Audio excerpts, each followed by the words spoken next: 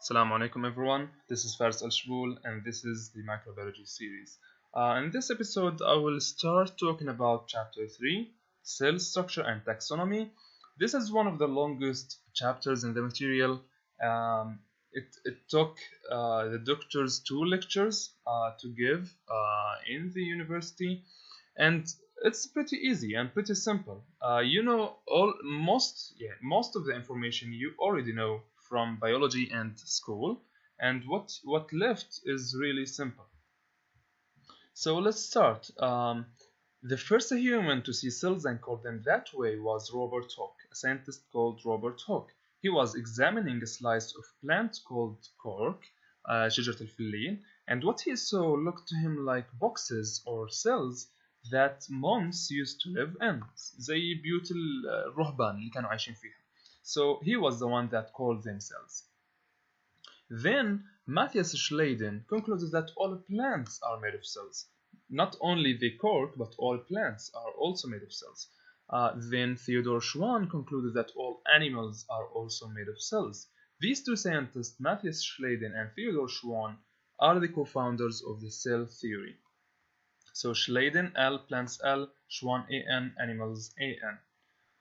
Then Rudolf Virchow, we talked about him in the first chapter, observed cells dividing under a microscope. He reasoned that all cells come from other pre-existing cells by cell division, contributing to the cell theory and proposing the biogenesis theory.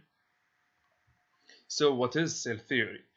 Cell theory says that all living things are made of cells, so to call something as living, it must be made of cells. For example, viruses are not considered living. Why? Because they are not made of cells, they are acellular.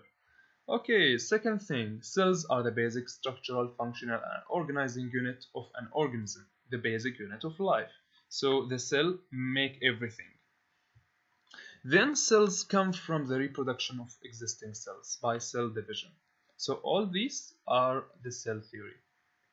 Now, an organism has two levels of organization.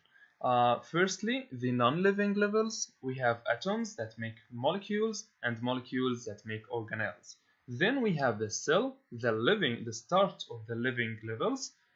Multiple cells, the collection of multiple cells make tissues, multiple tissues make an organ, multiple organs make systems, and the collection of all the systems in an organism make the whole organism.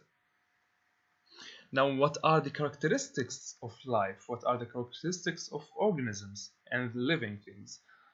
This is a philosophical question, but in medicine and microbiology, we are told that to call something as living and it has life, it must has all these 8 characteristics. So organisms are made of cells, they are organized, they require energy, they reproduce and multiply, they grow and develop, they respond to environment, they exchange materials with the surroundings like waste, gas, nutrients, etc., and they maintain homeostasis.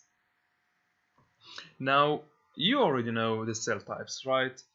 We have the eukaryotic cells and the prokaryotic cells. The eukaryotic cells are 2 types, as you know from biology, the plant cell type and the animal cell type.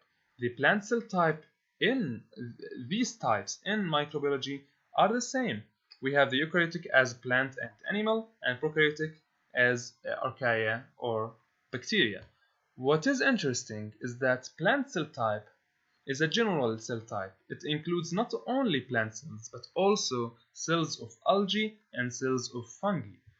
And animal cell type not only includes animal cells, but also includes protozoal cells.